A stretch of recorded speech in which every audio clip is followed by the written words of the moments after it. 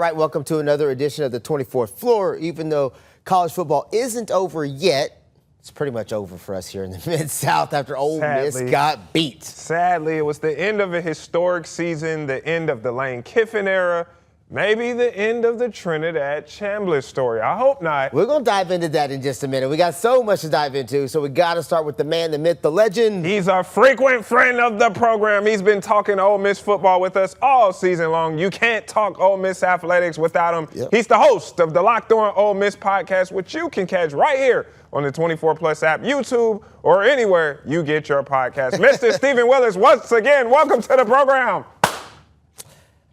How are we doing, fellas? I know. Listen, Ole Miss lost in heartbreaking fashion. With like 20 seconds left, they were winning the game. But you will be hard-pressed to find an Ole Miss fan out there that has anything negative to say about a season in which Lane Kiffin left. They're like, let's go. We're excited. Pete Golding is now tied for third in all-time SEC playoff wins. So let's go. Well, that's a great way to start your career as your head coach, right? Like Portal Pete. You get those. Mayor Pete, Portal Pete. Put something in front of Pete, he's Pete. There's so much to talk about, Steven. So let's start with recapping the game. We all, I think, felt like Ole Miss had a real shot to win because the points they could put on the board. But, man. Carson Beck walked him down. Carson Beck did walk him down. I'm not an officials help kind of guy, but the officials helped a little bit. And Miami's defense. I mean, yeah. And it didn't help that Keywan Lacey was hurt for a large portion of that game. Thoughts? Yeah, Keywan Lacey hurting a hamstring, definitely hurt. Andrew Jones going out on like the third play of the game with a foot injury, that really hurt because what Miami did was basically the same thing that Georgia did, and Ole Miss's answer to prevent that was bringing in Andrew Jones. And whenever he went off the field, they went right back to that a little bit. The thing I'm interested about is the first quarter did not look like a typical Ole Miss first quarter, which makes me question the script that was designed, and maybe the back and forth through LSU might have had a little bit of a role that played in that game. But at the end of the day, Ole Miss was 19 seconds away from playing in the national championship game, and I don't know that you could ask for much more as an Ole Miss fan. Pete Golding answered the questions that you hoped he would answer about coaching on the big stage. He did a fantastic job. And now that the transfer portal is open, Ole Miss is reaping those benefits as well. So, yeah, I think it's all good news right now. You would like to win the national title, of course. But if you got to this point right here, it's just one of those things. Hey, just smile. Keep your head up. Steven, looking at this game, and we just had the highlights running, that last drive by Trinidad Chambliss was the best that I've ever seen him all along. I remember tweeting he might be the best I've ever seen because that last drive where he got the touchdown and the two-pointer, that was beautiful. And you just felt it for a minute that Ole Miss could do it. And so it's heartbreaking, because I know we have to be impartial because of members of the media, but you just kind of felt like Ole Miss was the team of destiny. And then Carson Beck walks him down and beats him. I mean, the people who don't know Ole Miss like us, they can be like, oh, well, they would have won with Lane Kiffin. But that was Pete Golding's defense. He's the guy. So how heartbreaking, how debilitating was it for you watching and just seeing in there that, man, like, can't really say nothing. Like, Pete Golding, is your defense. You're the head coach. That's on you, man. Miami made plays in that game, but Ole Miss missed tackles. Ole Miss lost that football game because of missed tackles over the course of the night. And that honestly influences what Pete Golding did in the transfer portal for the 2026 class when they're going heavy as safeties and getting players that have played at the Power 4 level. I think the missed tackles really come back to hurt because on the back end of the defense, they spent the whole season protecting that secondary as best they can. Sometimes they hope that, hey, the front seven is going to be good enough to where they can compensate for that a little bit. they weren't able a couple of times this season to do that. And this Miami game, once tackles got missed, once problems kind of shown themselves in the secondary, Ole Miss just wasn't able to overcome. Malachi Tony was killing them. You just watched some missed tackles right there. But I'm going to be real honest with you. It's going to be hard to beat Indiana. Yeah. I don't care who you are. Yeah. I don't care. If Ole Miss had won this game, I'm going to be real honest. I don't know that I would have picked them to beat Indiana. That is the saving grace that I've said. I watched Fernando Mendoza in that game against Oregon. That dude is the real deal. Yeah. When he won the Heisman, I was like, who's this goofy dude winning the Heisman? But watching him. Such a nice guy, though. He can throw that ball on, but he throws dots. Yeah. Bro. Dots. So, yeah, to your point, Steven, a little bit of saving grace. Hey, we got as far as we got. It's kind of funny that when you look at this game, there are parallels, and you wouldn't believe it with Indiana being this team, but Indiana has parallels to the Soviets back for the Miracle on Ice game, to where they're the machine. They're the ones that don't make mistakes. They chew everybody up and spit them out, and they go down to this plucky Miami team playing on their home soil because the game is in Miami, and there's parallels to the Miracle on Ice and the Lake Placid Olympics for the ice hockey tournament for this Miami Hurricanes team. And the upset, the fact that somehow Miami has become this consummate underdog that has no shot and just a plucky team that should be happy to be there, should probably scare some people in this national championship game. So are you saying you think Miami has a chance? I think Miami keeps it closer than the experts think. I think Miami's got a chance because they're so physical, right? Yeah. I do think they're physical, but I'll be real honest. Mendoza does not make a lot of mistakes. Yeah. This dude has more touchdown care of the passes ball. than incompletions in the college football playoffs. Let me say that again. Yeah. He's got more touchdown passes than incompletions. Like, that's ridiculous. This dude makes plays. He has not played that defensive line, though, yet. True. Yeah. So if Indiana cannot block Ruben Bain, it doesn't matter how accurate Mendoza is. And if Miami can run the ball, which that has kind of been Indiana's defense kryptonite, is teams that can run the football. If you can do that, Miami will slow the game down. They'll take possessions away. We saw over the course of the game how that would look. I think because of that, it's going to be a fairly low-scoring game, and the question is going to become if Miami can keep them out of the end zone and force field goals. I think the X factor will be Malachi Tony. Steven, you know, he killed Ole Miss in that game, and it's just like every time where Miami needed a play, he was coming up on third down, whether it was screen passes, whether it was over the middle. And that kid's just a freshman. But it wasn't just him. It was third down conversions, which killed Ole Miss. Yeah, and I'm saying he was the one who was making a lot of those third down conversions. And time of possession, of possession in that game, oh, man. It was, what was it, 40 minutes to 15 or something like that? I mean, it was some crazy lopsided numbers. So those two things really do hurt in the course of a knockdown, drag-out game, for sure. Before we go too much deeper, because we've done that one, you've seen some of you called him Portal Pete a minute ago. Yeah. He's already pulling some pretty big names out of the portal. Yeah, he pulled Deuce Knight from Auburn, which I don't know how I feel about this, Steven. You can kind of weigh in. Like, when I look at that Auburn team, there wasn't really anything that kind of excited me about them. I mean, they had Coleman, who the wide receiver, and I know he's on the move. He's going to Texas. Yeah, I think Texas. But other than that, like, that doesn't mean that individually these dudes can't play. they can, but if I'm an Ole Miss fan, I'm still, holding on to hope that Trinidad gets a 6th year. What do you think, Steven? Yeah, and I think the ideal situation this season would be Deuce Knight learning behind Trinidad Chambliss for a year, seeing the way that he plays the quarterback position. Deuce Knight is potentially the most physically gifted quarterback that Ole Miss has ever had. Wow. And he can do Michael Vick type stuff. Lamar Jackson type stuff from the quarterback position. He started one game this season, and they did that because they wanted to save a red shirt for the guy that was going to be their starter and to let him have the Alabama game. So he started against Mercer. I get it. It was Mercer. Yeah. His first play, 75-yard touchdown run. His second play, 60-yard touchdown run. He combined for 6 touchdowns over the course of the game, threw for over 200 yards, ran for like 170 for the day. The guy, once he learns how to play the quarterback position, is going to be really good.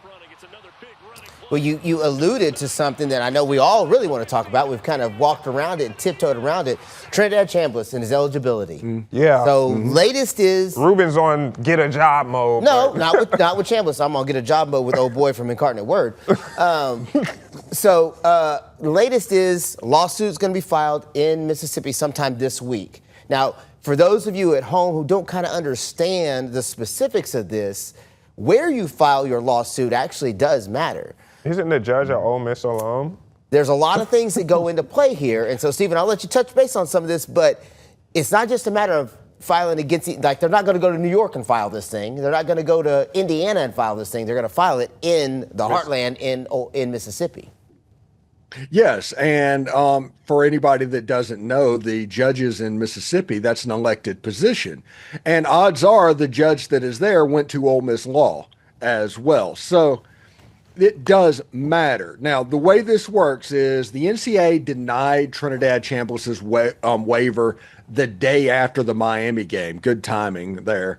And then Ole Miss is going through the appeals process. But while that is going on, William Liston and Tom Mars, the lawyers for Trinidad Chambliss, are preparing to file a lawsuit in Mississippi State Court, not federal court, in the state level court. And what they're hoping to get, and what I think is going to happen, what they want is an injunction, a temporary restraining order that will allow him to play. That is very similar to what Diego Pavia got for Vanderbilt. It's a different situation to where his injuries and all of that was not documented at the D2 level, because at the D2 level, they don't have to do things that way. On D1, it has to be looked at in a different way that is more thoroughly vetted. D2, just because they don't have the money and all of that, they don't have to do that. So D2 to D1, there's obviously some wires getting crossed over and over. This is a case that honestly looks like it's a slam dunk win for Trinidad Chambliss if it gets into the legal system. But Ole Miss and Trinidad and all of them, they're giving the NCAA a chance to kind of save face before the lawsuit gets filed. So they're waiting to hear what happens with this NCAA appeal before they file. But I think right now, if you ask me to bet, Trinidad Chambliss would be the starting quarterback on the first snap for Ole Miss this year. Now, I talked to Ruben about this earlier in the week. In Trinidad, obviously, he has become one of my favorite college quarterbacks I've ever watched. But you got to look at it. Why not just, with the year you've had, and why don't you just try to see what you can get in the NFL? Yes, he may not be a first-round pick. But if he actually goes and tries, maybe goes to the combine, works out with some teams, he can rise up the board. And this quarterback class isn't even all that good. And we've seen in the NFL that little guys can do it. Look at Kyler Murray. Look at Baker Mayfield. Even Bryce Young to a certain extent. Yeah. Steven, why do you think he don't just try to go to the NFL? Steven, I'm going to jump in before you do this one. You got to think about the money difference between a first-round pick and a third-round pick. Now go ahead, Steven. And you have to think about the money difference between that and add the NIL and rev share opportunity for Ole Miss, which is rumored to be about $6 million if Trinidad Chambliss is declared eligible. It's a situation to where you get your draft grade if you're not first or second round, because I think it is a slam dunk. If you get the draft grade and it's first or second round, you're gone. But if you're third round or after that, it's honestly not smart to leave college when you have a $6 million offer for what's going on, because you're in the realm there in the third round of non-guaranteed contracts, the not very big signing bonuses and all of that. So Trinidad potentially needs to get this injunction and come back to Ole Miss because of the money that's on the table. And isn't it crazy that we're in this world to where, yeah, if he goes to the NFL, it would be a pay cut. You're betting on yourself going to the NFL. The safer move would be to come back to school. But then if he comes back, what if, and then, he balls out again and he doesn't really move his stock like that, then what are you saying? He's going to have to go anyway at that point. But to your point, and I would say this, another year at that level is not going to hurt him. Yeah, of it's only course. going to help him. And I think, this decision isn't being made lightly. I'm sure they've done some level of NFL grading, and he didn't get back the number that he wanted for whatever reason. He may be wanting to go one, and nobody's going to take Fernando's spot. So, he may But then you see guys like Ty Simpson, who was kind of dropped across the board. Dante Moore's probably been taking some hits. I just think that this quarterback class isn't as good as next year. And even if he declares next year, I don't know if we're having him in QB1 talks next year, even having another full SEC slate. It's just really for him. This reminds me a lot of Cardale Jones with Ohio State. But it's all different because of the NIL money. Yeah. That's where the biggest difference comes, to Steven's point. When you're talking about he knows, guarantees he's getting that money from Ole Miss if he can stay eligible. There is no real guarantee in the NFL. That even if he doesn't go to the NFL, he'll be like, at least I still was $6 million richer. Yes, he could play a year, get his $6 million or whatever that number is, go try in the NFL, not make a team, and still have a fat bank account. Yeah. Would you walk away from $6 million? No. Okay, then. But, hey, I've seen it in college. Guys have, tested their luck. I mean, sometimes it works, sometimes it doesn't. I mean, look at Brock Purdy, Mr. Irrelevant, Again, 7th round. Again. The 7th round. NIL is the difference now, though. Yeah. I'll give you that. Yeah, and if Trinidad Chambliss comes back, he's likely going to be the favorite for the Heisman Trophy. Ole Miss is going to be preseason top 5 and going to be the talk of the sport. I mean, there is a very real world where somebody as charismatic as Trinidad Chambliss, he might get $6 million from Ole Miss. He might get even more on top of that. Mm-hmm. Yeah. So, all right. Well, I think we've exhausted this one today. It's time to take our first break. Steven, we're going to let you go for now, but next week when we bring you on, we got to get all the way into basketball. Yeah, it's that time. Hey, Ole Miss took down Missouri. Maybe they're getting it together. I think that's the theme for all of the teams in the Mid-South. Maybe they're finally getting it together.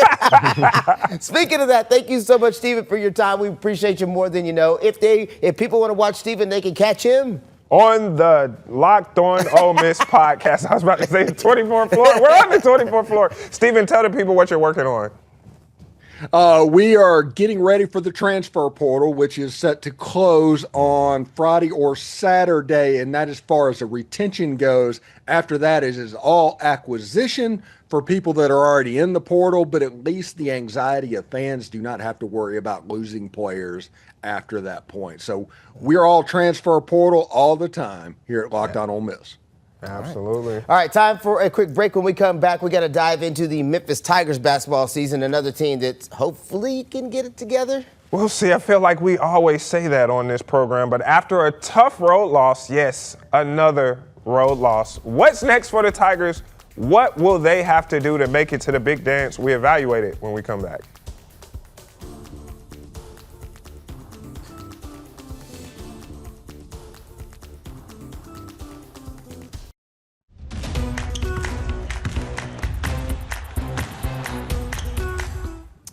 All right, welcome back to the 24th floor. We're swapping out the cleats for the Jordans or LeBrons, depending on your generation. Or Pumas, like I got on. Shout out like Steph. I said, LeBrons or Jordans. Hey, man, on Nikes. See, all right, let me just kind of have some inside baseball. So the kicks that I have on right now, I actually want to wear these on the set, but this guy wants me to just be wearing dress shoes. So I have a lot of people who are out on the streets who be like, you be wearing kicks, but you don't wear them on TV. I was like, I used to, but he told me I shouldn't wear them no more. That's right. I'm all about the Jordans, though. You know what I'm saying? They used to say it was all about the shoes. If that's the case, the Memphis Tigers basketball team, they need to get some J's ASAP. Right now, in a hurry. Don't believe me. Just listen to Coach Penny Hardaway. Let's take a listen. Talking is done. We've talked enough. Guys just got to step up and do it. They just got to get it done. We tried everything. So at the end of the day, guys just got to get it done. They know what to do. They're old enough, and we work hard enough to get it done. We just got to get it done. Frustration in his voice I feel like I listened to most of that entire press conference, and the theme was the same: fed up. It's always the same, though. Every week when we come on this program, we're saying the same thing. He's always either my bad, I'm fed up, I don't know what to do. I have started to get to the point, Ruben, that I don't know how much longer Coach Penny can take. Now, I am not saying that he will be terminated. I've had conversations with Dr. Ed Scott, incredible human being. I don't think Dr. Ed Scott will let Penny go because he believes in him. I think Penny might actually be like, you know what, man? Well, I think I've had enough. I think something that's maybe more likely is that he might be more interested in flipping the current script the way things are. Right now, he's very portal heavy. And just going back to the roots. And he may go back to a little bit more traditional recruiting. But you got to find that balance, though.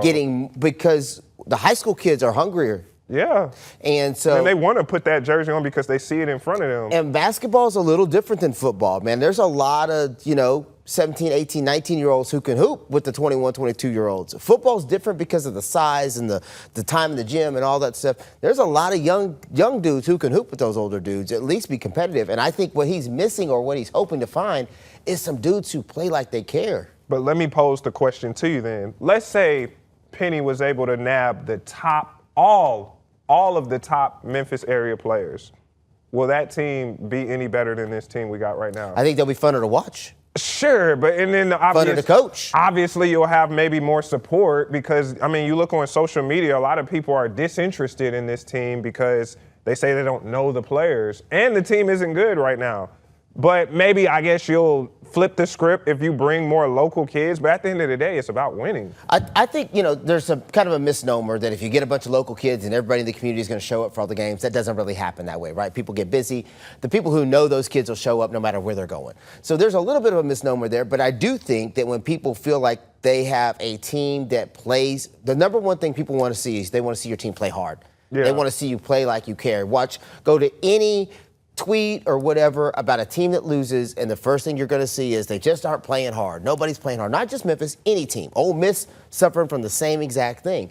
So I think what he's going to have to do is find some hungry hoopers. I think this team plays hard. I just think they're not well constructed. We've said it several times on this program. They really only have two bigs. Aaron Bradshaw, which he finally had the game we've been waiting on in that FAU game.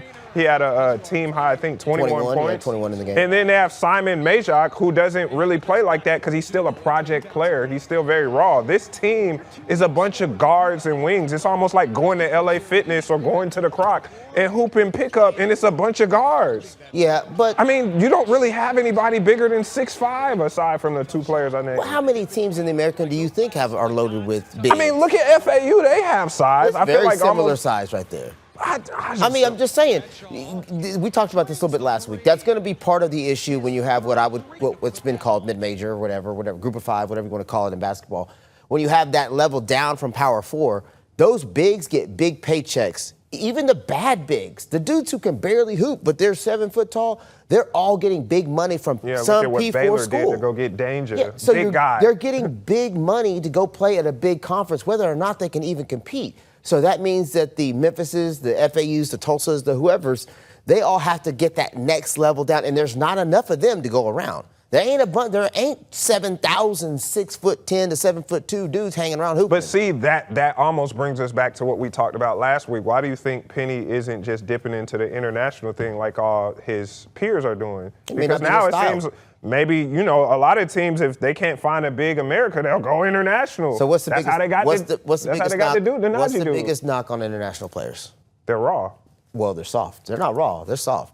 You think they're soft? That's the knock on international. I didn't say that. I said that's the knock, is that they're not as physical as American players. I just thought they were raw. Nah, man, you got to teach them the game. Those dudes are way more skilled. Look, you had to teach Joel Embiid the game. You had to teach Hakeem Olajuwon the game. First of all, international players are way more skilled than, in a lot of ways, than some American players because they're doing skill development at a way younger age. And they're just playing hooping. in their international leagues that Well, we're just teach us hooping. fund the money. So, and then if somebody's daddy over here is coaching the team and the whole offense is their kid shooting the ball 35 times. Well, let's rephrase it. It depends on where international, because if you go to like Africa, like I said, That's you got your Embiids, you got You're just your going to get Elijah raw Wan- athletes You're at getting that raw point. people, but still, if you coach them up, you see what they could be. We're way off topic here. The topic is No, I'm not, because that's what the Memphis that may problem not is, be the big. So if you're a coach, you're going to go get kids that fit your style of coaching. Point blank, that's it. There ain't nothing else to it. You're not going to go, if you don't like to shoot threes, you're not going to get a team full of three-point shooters, right? If you don't like to slow down the offense, then you're not going to go get 4 bigs, because then you got to slow down the offense for the bigs to touch the ball. Bigs don't touch the ball when you're pushing the tempo. Bigs only touch the ball when you slow it down in the half court. So he may not want to play at a pace that allows the bigs to get there. He may be wanting to play at a pace that works best for the talented guards he feels like he has. I think the bigger issue, or again, I hate to misspeak because I'm not in that locker room. The issue appears to be, based on what Coach Penny has been saying, is he doesn't have guys stepping up and playing to the capability that they were recruited. When you're recruited, especially when you get paid, there's a potential next to that. I'm giving you money because I think you can hoop at this level. Once you get here, if you don't hoop at this level, why am I giving you money? Yeah, I agree. The dudes got to do their job.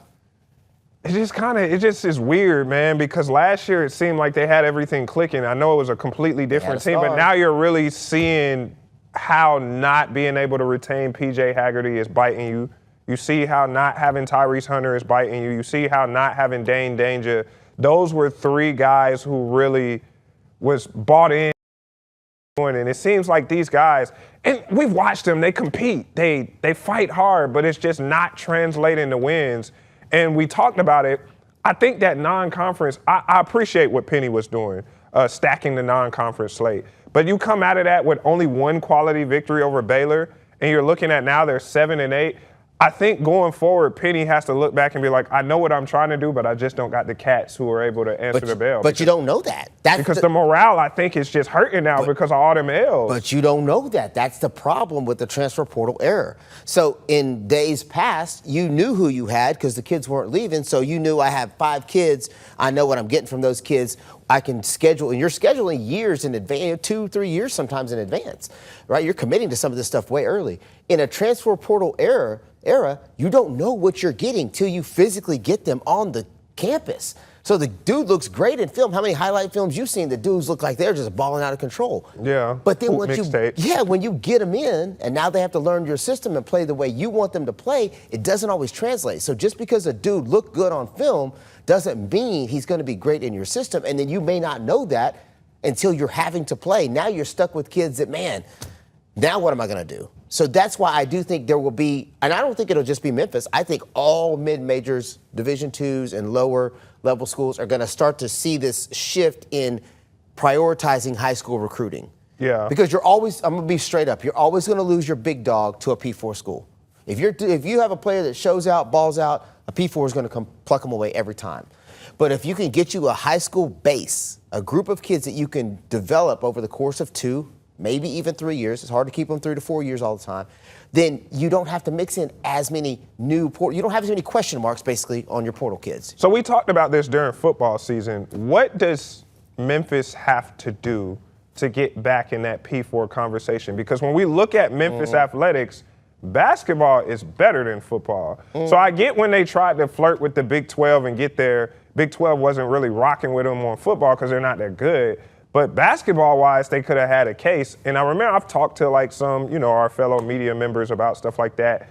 Maybe Memphis should try a crack at the ACC. No, I think that's a viable question. Could you get into the ACC? But the ACC is really good in basketball. So they used to be the best. You'd have to be able to. So there's more that goes into this. Just so you know, there's more that goes into this than just winning and losing. There is. There's attendance. There's ticket sales. Enrollment. Like when you go to a bowl game, when you commit to a bowl game, you have to commit to X number of tickets. Hey, I'm going to go to the, whatchamacallit bowl. Our school is going to buy. The school buys 500, 1,000, whatever ticket number that is, and then the school has to sell those tickets to make their money. So you have to have the fan base to support doing those things. And the bigger the conference, the bigger the bowl, right? The bigger the conference, the bigger the arena, the more seats you have to sell. So there is a lot more to it than just how many games you win and lose. a lot of it does come down to attendance, your facilities. You know, something I told people that they don't even think about is the amount of hotels in your city in the vicinity to your arena or your football field matters. Yeah. That matters. Yeah. Because those officials from those conferences come down and they survey your city and they say, okay, well, so what if we decided to host a Big 12 conference down here at FedEx Forum? You know, Well, they got all the hotels downtown. I'm just using an example. For football, Are there enough hotels to do that? Okay, cool. But what about if we do something at the Liberty Bowl? Yeah. Ain't no hotels nearby. Yeah, see, so there are a lot more items that go into this than just winning and losing. I feel like Memphis is knocking on the door of being in a Power Four. It's almost like when we look at March Madness and bracketology, that first 4 out. Memphis is the first 4 out of colleges that aren't in the Power Four, and you're starting to see it's just coming to bite them more and more. But I got to ask you, Ruben, do you think... I think you're asking for something you may not want. Do you think Memphis is cooked? I mean, like basketball-wise, because now they're 7-8. We thought that they were just going to breeze through the conference, and they just did not look good against FAU. They got Temple tonight. See, when they play Temple, we'll see which how is the that best looks. right now in the and American. it's early in the American. I mean, it really is. It's early in the American. They can still get to the tournament, make a run. You know, they always say you want to be playing your best ball at the end of the season, right? So they can still make a run, figure it out, and make a run at the end of the season. It's just not going to be that storybook, you know, they ran through the conference, they're the undisputed champion. It's not going to have that feel to it. It's going to be a grit and grind. Like the city knows, grit and grind. It's going to be a grit and grind season. Mud. And, I mean, who better to lead them in a grit and grind season than Penny Hardaway? We'll see. We'll see. We got time for another break. When we come back, it's high school, like what we talking about, what Ruben's talking about. Penny has to get back to the roots. Who are some of the best teams and players? Well, Penny's been looking at these kids. We'll talk about them when we come back.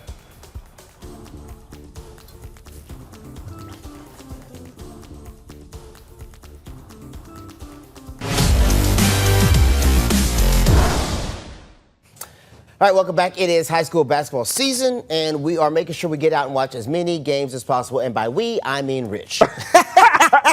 In fact, I've been out covering games all over the city, and I've seen some kids who can really hoop. Let's actually take it back to last Friday. If we can pull up the Central Whitehaven game. Ruben, this is what it's all about. This is what that initiative was all about. Oh, this is Central White Station. Oh, we'll talk about Central White Station. Okay, we'll stay on Central White Station. That's fine. This was from Tuesday night. Now, Central, when I look at this game, they were once again coming off a loss, that was with the Whitehaven game, and I'm always intrigued to see how teams respond in a loss because Whitehaven came in there and kind of like controlled things. And White Station, this is a district rivalry right here. White Station, the record doesn't show it, but as we talk, those kids, they can hoop. They have effort. But Central I really like, Ruben, how they play fundamentals. You know, they kind of wait to get the best shot. The tip of the spear right here is A.J. Polk, number 3. I'm really starting to like what he does. He's a guy who I don't think probably gets as much credit as he probably deserves as being one of the better kids in our area. I think it's tough because this area is honestly loaded with basketball talent. And Central's got kids who can play, but when you're starting to talk about you've got, you know, nationally ranked players in the metro and in the surrounding areas, then you're right. Those kids like AJ get overlooked because they're not those nationally ranked players. Everybody talks about the 4 stars and the 5 stars and all. They don't talk about the kids who are right underneath. And so that's where those kids, but that's where they can make their name though, is by they got to beat some of those other high-level teams. And I think we look at Central as more of they're good. We look at the overall totality, which is what coaches want. They probably record-wise have probably one of the better records in the area. They've only lost two games. One of them being to the Whitehaven game, if we can pull that up. That game was this past Friday, and it was a lot going into that game. Whitehaven is one of the top 20 teams in the state, but they took a handful of losses. I think they had 5 losses, and Central had only had 1 loss, and it was in a neutral tournament, losing to a team from Missouri. Yeah. So, like I had said on Friday, Ruben, this game was packed. It was so busy that I got there 30 minutes early. People were crowding outside. I was like, what is going on here? And it was like, no, there wasn't any space to sit. So a lot of people, they just weren't letting people in. The only reason I got in is because I had to show them my badge that I was media, or they wasn't going to let me in. And it was raucous. Like every time a team scored, the place just lit up almost like we were in Division I basketball. Yeah, it is definitely packed in there. I think I'm excited for this season of high school basketball here in the area. I will say this: please put a shot clock in. Yeah. Please put a shot clock in. I hate it when teams are just like holding the ball. Yeah, I think it is hard to tell how well a kid's game translates to college when they play without a shot clock. Yeah. Because they can go up 5 and then they'll just milk the clock. And it's the only thing you can do is maybe foul them or try to draw 5 seconds. Puts the defense at such a deficit because you can have to play defense for a minute, right? While somebody's just passing the ball around, whereas in college, it's never going to be that way. In college, you're going to have to play with a shot clock. So offensively, you have to know how to get into sets. You have to have IQ enough to be able to, at 10 seconds comes, are we going pick and roll? Are we going ISO? What are we doing? And then defensively, you got to lock down for that, 35 seconds or whatever that shot clock ends up being here. But please, please, please, for whoever needs to hear me, put a shot clock in. Now, Ruben, I got to ask you from the perspective of a player and even being a coach, when you are from the perspective of a coach, when you're going against a team that's highly touted and you're like, okay, this team haven't really lost that many games and you're going into a raucous environment where it's going to be loud, how do you get your players prepared? Because I was very impressed with how Whitehaven responded in this game. This was literally enemy territory. Well, I think for the most part, those guys all know each other too, right? Yeah. They've been hooping together since they were little kids. They all know each other. So while it's a big rivalry on the chest, the reality is they've probably played 5-on-5, 1-on-1, 3-on-3 in the gym for years. So a lot of that is just outside noise, not inside noise. The second part of it is you're just doing your job. When you're really coaching kids, what you're trying to coach kids to do is to do their job. Whatever your job is on that play, in that situation, in that instance, just do your job. When people focus on doing their job and doing it well, I always say, if everybody does their job well, our odds of winning go up. If you don't do your job well, our odds of losing go up. And it's just that simple. So in a game like this, if you let emotions and the crowd get too much, you just can't let it get to you at all. It doesn't matter what the crowd's. The crowd's not playing. Yeah. So you can't get too high when you score a bucket, too low when you miss, not too high when you get an and one, not too low when you get a foul. The best players play right here. Yeah. All the time. They play right here. They only get emotional or show that emotion in very rare instances, right? Like even Jordan, you could watch him play a big and one, he'd, pump his fist or something. A game-winning shot, he'd do that. But for the most part, he's just getting buckets and scoring. Yeah.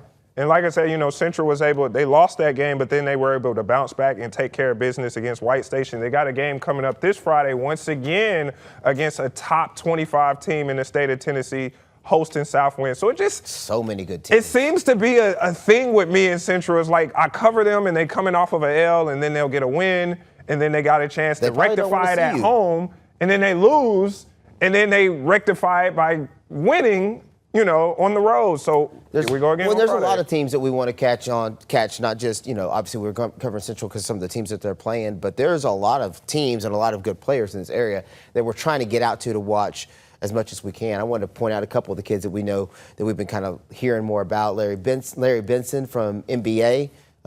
He's a senior this year, supposedly having a good start to his season. I would like for us to go check him out. We haven't watched NBA play. We haven't, and that's why I always put that full screen out where I always say the number. We don't have it in this show, but I will just say it out loud.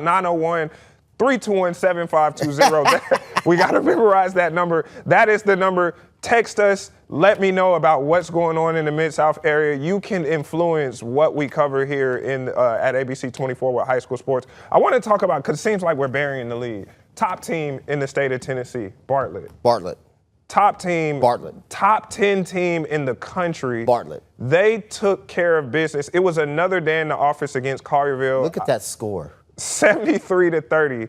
And it seems like the top guys, Braylon Williams, I didn't even see him like that because they took care of business so quick that they was like, all right, well, let's get some of our younger players. Like you had Malachi Hill. And I like this DJ guy. He really gets up. He has the bunnies for like catching alley-oops. But Bartlett, man, they took care of business against Collierville, what they're supposed to do, Ruben. But what I want to focus more on is the fact that Bartlett is taking the challenge of playing the best teams in the country because their next game is against Wheeler, which is the #1 team in Georgia.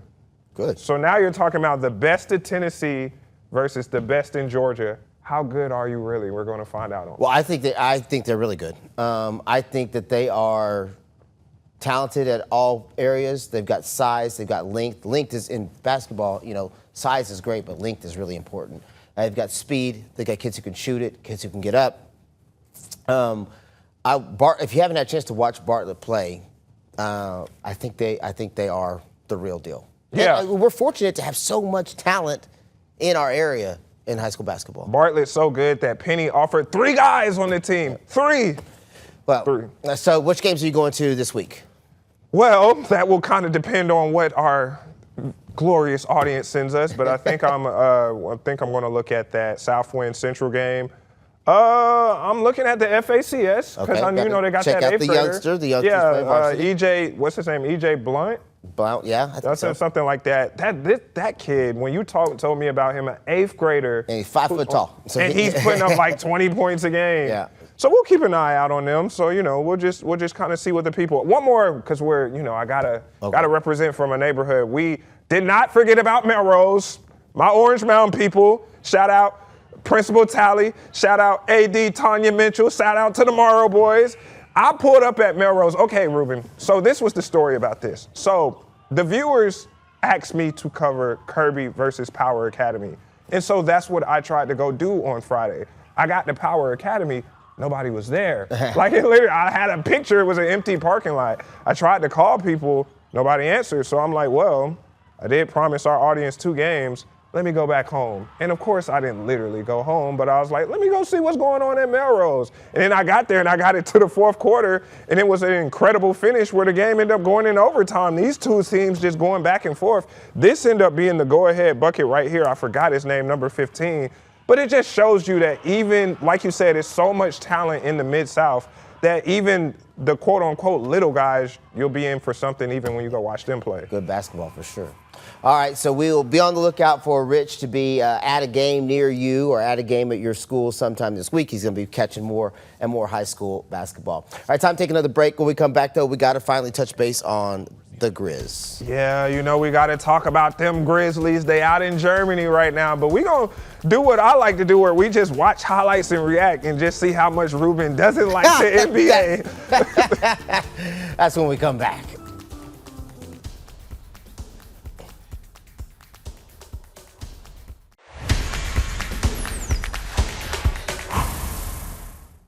All right, it is time to talk Memphis Grizzlies. The Grizz on the road, like all the way on the road this Overseas. week. There for their games in Europe. They will play back-to-back games against the Magic. The Grizz need some wins to pull out of that play-in spot. Currently, they are 10th. But like I said on our sportscast on Tuesday, we're burying the lead. It is the return of Desmond Bane, just not necessarily in Memphis, but it is Desmond Bane playing his first game against the Grizz since being traded. I don't know if you're burying the lead anymore because there's so much other stuff going on with the Grizz. The Bane stuff is almost like 3rd or 4th or 5th on the list. Yeah. I mean, if they'd have played early in the season, I think you could have made that contention. Like, hey, this is going to be a big one. But by this point in time, you got Ja trade rumors all over the place. Yeah. You got secondary reports coming out that say if Ja gets traded, then Jaren might go. Might be next. So we'll get into all of that in just a minute. But now we're going to do something that I like to do on this show is we're just going to play the highlights of a Grizzlies game.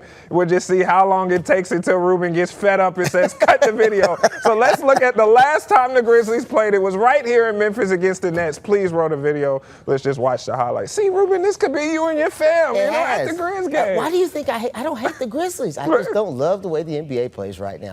Great defense right there. Jock Landale, bang! I mean, can we at least attempt to contest the 3 instead of just not even try? It's your guy, Cedric Coward. Look at him. It's a you great just don't shot. like the 3-point on the fast break. Cedric Coward. I love a good fast break 3, but I also like a little bit of defense. Didn't even attempt to get to the corner. Just moving the ball. Didn't even attempt to get to the corner. Nobody's even attempting to contest a shot. I mean, I can't be the only one who thinks that. I mean, surely I'm not that crazy. It's just all 3s in this highlights. I know you just set up. Nothing's been at the basket just yet. Can anybody get downhill? Please get downhill. Here comes Santi. All right, there we go. There we go, Santi. I'll take you. Get downhill, Santi. All right, good. There was still no defense on that, but I'll take that. That's a good dish. You know, Cam. I like some Cam. I am. Yeah, Cam I am. All right, so again, to be clear, Oh my goodness. All right, I've seen enough. He said he's seen enough. We can bail out of it. All The right, Grizzlies end up winning that game, Yeah, by the way. I've seen enough. It's not one team. It's the epidemic of the NBA right now. There's a handful of things I wish would change in the NBA. I wish that an emphasis would be put on playing defense. I don't want to see 140, 150 points scored a game because that tells me nobody's playing defense. You cannot tell me that offense is just that good now. Yeah, every team's got one or two dudes who can really score, but they got three dudes on the floor who really don't score that much, and nobody's playing lockdown defense. They aren't closing out like that. They don't close out at all. I don't want to see, what do we call it again? I don't want to see guys stars resting. What do we call that? Load management. Load management. Please get rid of load management. Please get rid of, I hate Well, I load do management. like how they're saying that if you don't play 65 games, you can't get an accolade. But I guess players just don't care. They don't care about that. I mean, but it gets you more money if you get an All-NBA, if you're an All-Star MVP. Yeah. Well, All-Star I just doesn't think- really matter, but yeah. I always go back to this. There might be the one time your team is in town that you can go watch them play based on economics and schedule. I know when we were in Indiana, we went to watch several games. And Several Pacers games. Several Pacers games. And several times, stars from the other teams were not playing. Yeah. For not because they're injured. They're just load managing during the middle of the season. And it drives me crazy about the NBA. They just don't compete. The teams that do it are the teams that are so sure they're going to make the playoffs and just going to go all out. But then what happens is we get into the playoffs and they still get hurt. I just think it's a bad look. Look at the Clippers. I just think it's a bad look. Kawhi is the king of load management. Yes. When is the last time he's been healthy for a full playoff run? Well, when's the last time that players in general have prioritized competing for a full season? Hey, I want to see what I think that's the biggest It's the upper echelon role difference. players like Mikal Bridges because he has the current streak of the longest consecutive games played. I think that's in my mind. I'm a '90s NBA guy, right? So I think that's the biggest difference between the '90s and now. In my mind, is that like I could turn on an NBA game any night of the week during the '90s, and I was seeing the stars play. Yeah, right? I was watching the two best guys go head to head. And I think there should be some type of mandate on the All-Star game, just so we're clear. I think people want to watch an All-Star game where the best players compete. In a pickup game. Why do you think it changed where they're not competing like that? Because it just came out of nowhere. It seemed. LeBron started it, but I will say this: I agree with a certain portion of it, which is where it's a brotherhood, and they don't want to hurt each other in a manner where they can't continue to make money or continue to finish out the season for a glorified pickup game. I understand some level of that, but it seems like they go harder in the offseason when they're playing pickup games in the summer than what they do for the All-Star break. Yes, they That doesn't do. make any sense to me. You are correct, sir, and that's my beef with it. I just don't get why. Because nobody's holding their feet to the fire. There's no But they even get repercussion. incentives for being in the All-Star game and playing. So when you want to play for – just like – I'll say this, and then we got to get to the Ja stuff. When they announced the NBA Cup, the in-season tournament – Nobody cared. Yeah, nobody cared. And I was like, what is the point of this? But those teams play hard in the NBA Cup. The fans do not care. Yes, they do. Nobody cares. Yes, they do. Nobody cares about the NBA Cup. The viewership for the NBA Cup was phenomenal. Nobody cares about the NBA Cup. The NBA Cup games has been a success the past 2 seasons. But you could have said, like, why should I care? But then the NBA was like, okay, we'll pay you more money and all this, that, and the third, the incentives, and the players try. So how come they can't put that same energy in the All-Star game? Well, because it's a glorified pickup game that doesn't have any repercussions. It's not the incentives, it's the repercussions. It's the same reason why they don't make the stars do the dunk contest. The dunk contest is a bunch of dudes that you don't know most of the time. Bunch of guys that are on a bench somewhere who can dunk in practice, and then they end up because the big guys aren't doing it. I blame D Wade for something about like the dunk contest not being like that because the judges be getting it wrong. When Aaron Gordon got robbed, Ja Morant saw that. I remember he tweeted. He said, "I'm not doing it because I can't trust these judges." And then Zion, he's always hurt, so he's probably never going to do it. Anyway, so let's move on to the Ja stuff because this is really the most, you said talk about burying the lead. This is probably the lead of the whole week, if not the next several weeks for the Memphis Grizzlies. If you aren't aware, for some reason, the Grizzlies front office came out and said they would entertain trade talks for Ja Morant. I know this is I told you so for this one. Now, Ja Morant, he's been the face of the Grizzlies for a while now, to say the least. But reports have come out, Ruben, that his trade value may not match the star power. Now, a lot of people, they bring up Trae Young. And, I'm a Hawks fan, an Atlanta native. He was recently traded to Washington. He was the Hawks superstar. And so people was like, okay, well, Ja will get more. League insiders say if Memphis does move Morant, similar to how the Hawks moved Trae Young, the return likely wouldn't be a blockbuster. And that's why I say we have to emphasize, you have to think draft pick swaps. The key word is swaps, because a lot of times in these star players, you just get the pick outright. With the swap, that basically means the Grizzlies can be like, hey, if you have a pick better than us, then we can swap it. We don't necessarily are going to take it outright. So we are talking about draft pick swaps, role players, and future flexibility, not a massive haul like they got for Desmond Bain.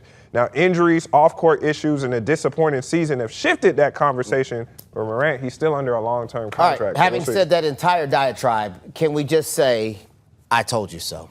What is the I told you so? If we will all remember, at the start of the season, what did I say? You said that Ja Morant's going to get traded. Boom! Why did I say that? Because I know it all, that's why. So, I said this at the beginning of the season, and when I said it, this one right here told me I was crazy. They would never talk about trading He still may not end up getting traded because the Grizzlies may never even talk about it. Well, because of what he means to the community. This is the time. And because of the face of the franchise. This is the time when you say, Ruben, but you were right. The Isolo thing people and the need injury, to hear you say, Ruben, you were right. Until he is officially traded, I'm not saying that. Ruben, you were right. Now, what happens if we go to this deadline and he doesn't get traded? I'm still right that they were talking about it. Yeah, but he was saying he was going to get traded. This, ladies and gentlemen, is what we call denial. In fact, let's seen pull anybody who's going through denial. So what could a Ja Morant trade look like? Now, I read it up on ESPN. And let's pull up some potential Ja Morant trades. Because he doesn't want to say I was right. Let's pull up some. Let's look at that up. Now Miami Heat. Now the report came out. I don't know if you read. Miami Heat is where Ja wants to go. Yes. So the Heat trade is allegedly where Ja wants to go. And in that deal, the Heat would get Ja Morant, but what the Grizzlies would get back Tyler Hero, who is the Heat's all-star from last year, and Simone Fontecchio, who, if you don't know him, he's basically like another version of Santi Aldama, a lesser version of Santi Aldama. What do you feel about this package? I think that no draft picks. I do think you're right. There needs to be some type of draft swap. But I do think what you're not putting into the equation here is Ja needs to get out. Or let me say this. Part of this may be Ja wanting to get out to be happier, and the front office wanting him to get out to be happier. And sometimes when you need to move a body, the sum is not as important as the outcome. What I get, if you're an employee that I don't love having here at this station, right? And I finally get a chance for you to move on, but I don't really get anything in return, the mental relief of having you move on and getting that out of my newsroom or whatever is worth more than what you're going to give me. And so I think there may be a part of that played into this, and I think some of these other front offices know that. They know that the front office wants to trade him, and so they don't have to offer everything. Exactly. Because they know they can offer just enough. And see, I think, I always stay bringing back the Trae Young thing because I know Trae Young and Ja Morant have been orbiting each other as far as conversations about their level of player, point guard. Even there was a thing where people said the Hawks should trade Trae for Ja. But the reason why I want to emphasize the difference or why the Grizz probably will hold out until they get a draft pick, they could just stand pat and Ja Morant has still got time on his contract. Yeah, but you have to get compensation. While with Trae Young, the Hawks potentially wouldn't have gotten anything because Trae Young was going to be a free agent this offseason with the option. So the Hawks were on the mindset where got to get rid of him now. Trae Young even said it in the interview. He said he wanted the Hawks to get something rather than lose him for nothing. So people would be like, oh, well, the Hawks didn't get anything for Trae Young. They got something rather than nothing. Well, but they're in different scenarios, right? Free agency and still time on the contract with Ja having the ability to sign an extension for like $170 million. But he's not going to get that. So I think if you're the Grizzlies at this point, do we have the other potential landing spots? I think if you are the Grizz at this point, you're really just trying to make Ja happy and make your locker room happy all at the same time. How can I do this? How can we get all these things, all these boxes checked so that we can move forward? Because at this point, you're in that 10th spot and have been, all season. all season. The Bucks were looking at trying to get him if we can get that one up. I think the deal centered around the Grizzlies getting Kyle Kuzma. Yuck. Kevin Porter Jr. Yuck. For off-court stuff. Not on the court. It's what he did off the court. We don't got to talk about it. Yeah. But just do your research on Kevin Porter Jr. Now, once again, first-round pick swap. Now, with the Bucks, if I'm a Grizz fan, I'm like, well, Giannis may not stay.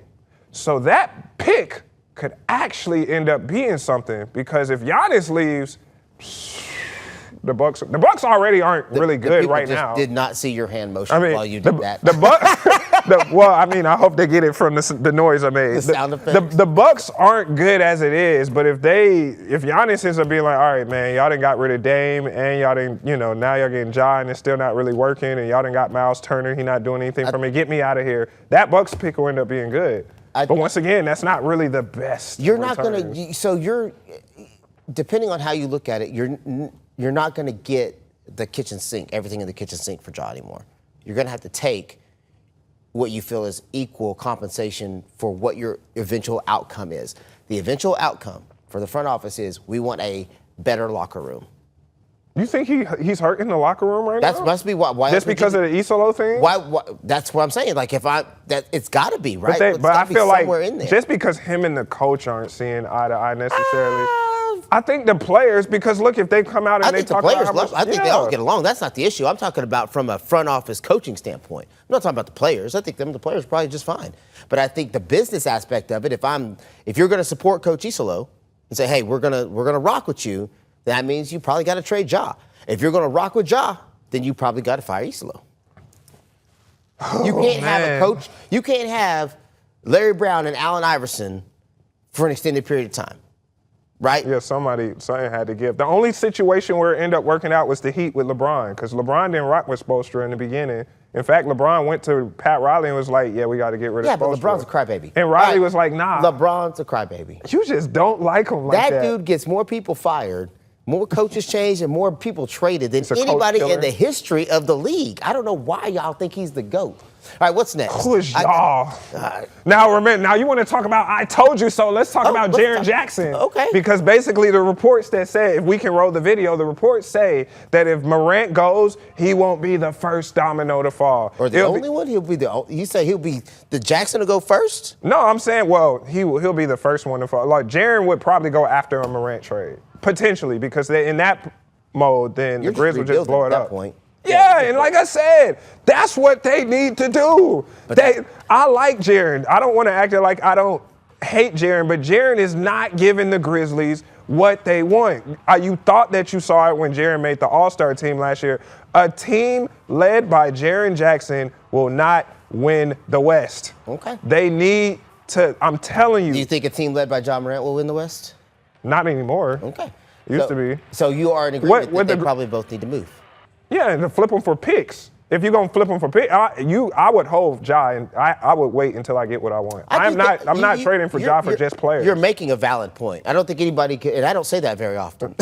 Like the trades we've shown, I would not do them because I'm not getting enough. Let me give you some props here. You're making a very valid point that his value should at least be in trades that you can rebuild behind. You can't take a bunch of dudes that you really can't rebuild, that you're going to keep for a year, maybe two, then you got to get rid of them. Is Tyler Hero really moving the needle for the Grizz? No, he's not. All right, so we've exhausted that. Again, now is the time when you say, I'm not going to say it until he's officially traded. I gave you your props with Kiffin when because I didn't think Kiffin was going to go, and he was out of it. I gave you your props. I'm right all the time. Haven't you figured that out? I'm right about this break. Let's take a break real quick. When we come back, we're going to talk about the best thing we saw. We're going to take a break from 901 Bets because I'm still in the lab. I'm still hurting from Ole Miss, so I got to get back in the lab and see what we're going to talk about. So we can be right finally. All right, let's take a break. We'll come right back.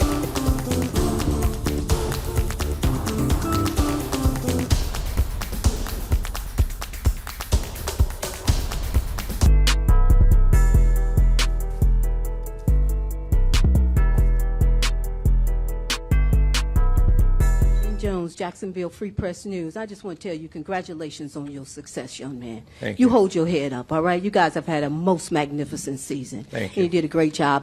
today. So Appreciate you it. just hold your head up, okay? Thank And you, ladies ma'am. and gentlemen, Duval, you the one, all Thank right? you, ma'am. keep it going. We got another season, okay? I appreciate Take it. care and much continued success to you and the entire team. Thank you, ma'am. So, Ruben, this was my best thing because this has been a polarizing topic in our field, and it's kind of made us look bad in a way. And it depends on how you want to take that comment. I love what Miss Jones did in the Jacksonville press conference, giving Coach Liam Cohen his flowers. A lot of people in our industry did not like it. Here, that's her talking about it with our news partner out in Jacksonville. A lot of people in our industry didn't like it. And you waving your hand as one of the people. Yeah. What is wrong with it? Would I have personally done that? No. But ain't nothing wrong with what she did. That's humility. Time and place. Human. Time and place. What is making that 20-second comment really going to hurt? You're in the middle of a press conference after the game to talk about the game, right? That's part of what's happening, what's wrong with our industry right now is we have too many people who don't hold the standard of what our job is. My job is not to be partial to anybody when we go out there. My job isn't to say to coach, oh man, tough loss, coach, really feel for you.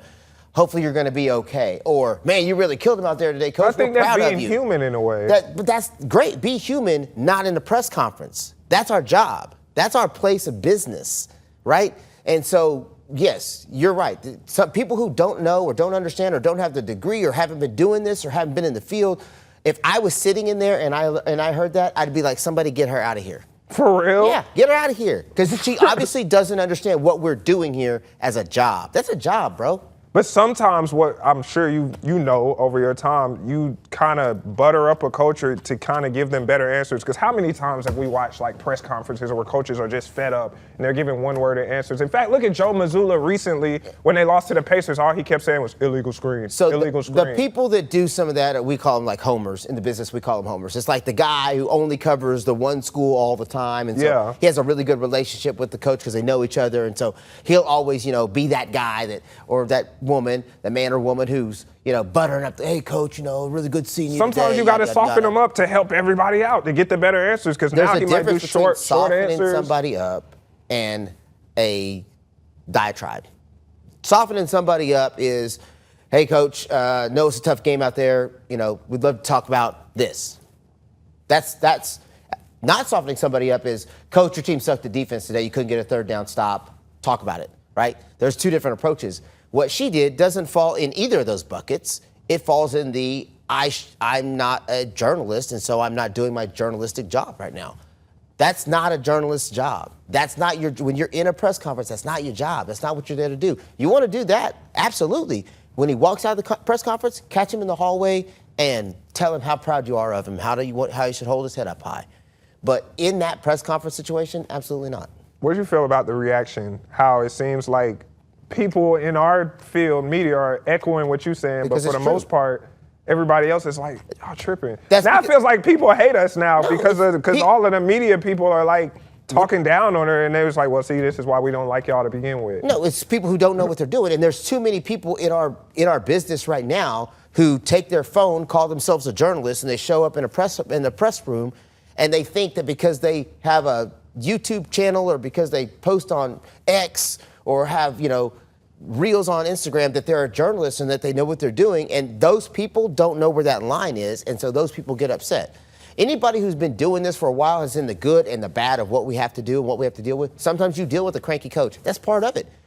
Sometimes you deal with the coach who's in a great mood. That's part of it. That's our job. That's what we do. And so, yes, so there might be people who are not in our business who are upset about the way we reacted to it. But anybody in our business would be saying the same thing. That's not the time and place for that. I will say personally, I would not have done that. I would not have done that. I don't have a problem with what she did. And just for the record, this is a veteran. Miss Jones has been with this is a black newspaper in Jacksonville that's been around for hundreds of years. So she's a vet to the game. So I give her, her respect and her flowers. And the next time we have our guy Terry Davis on, he can probably speak to that, being with the Tri-State Defender, another black newspaper here in Memphis. And I came out of this like, support your black newspapers.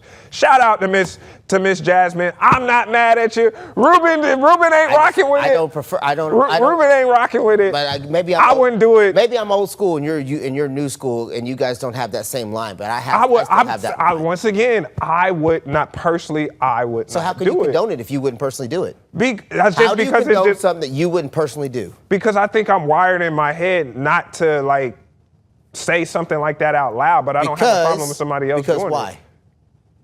Because it's just like, I've never done that before. I usually Because talk of a to professional standard that you would want to hold when you're in that situation, correct? I guess, but then another So thing if we you notice in wouldn't these condone pressers. you shouldn't. If you wouldn't do it, you shouldn't condone it. Something I also don't do is in these pressers, we ask the same thing 5 or 6 times. And a lot of times I feel like us as media people got to get a question in. And I'll be at the Grizzlies, I'll be at Tigers games, and I'll be in the totally presser. different. And they're asking the same question over and over again. And that's why these coaches get pissed. That's different. Is they be like, what are you They're doing? trying to I get just a answered comment out. that. All right, so we've dug into that plenty. Now let's get to the best thing I saw, which I think is actually a pretty good thing.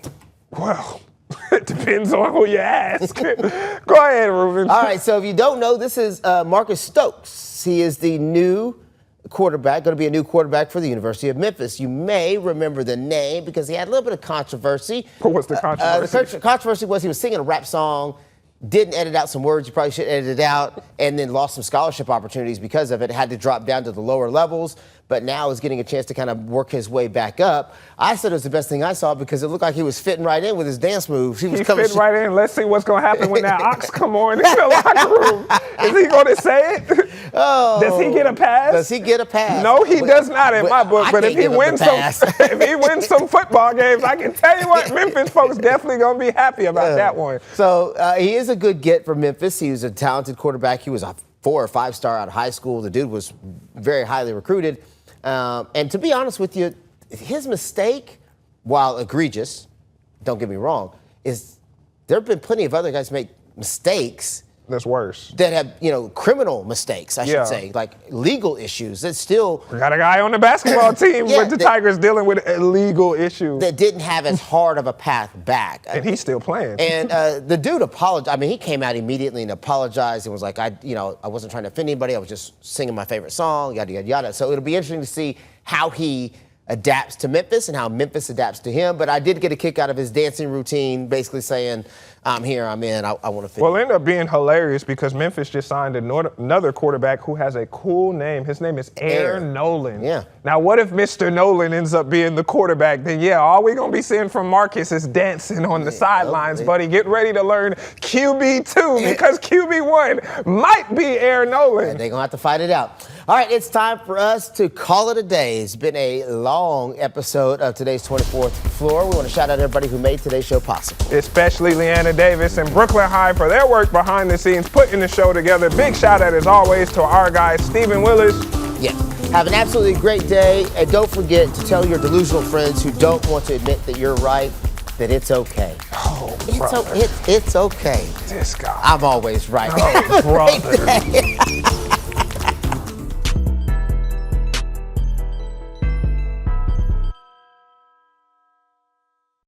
Continue with us and watch free now on the 24 Plus app everywhere you stream.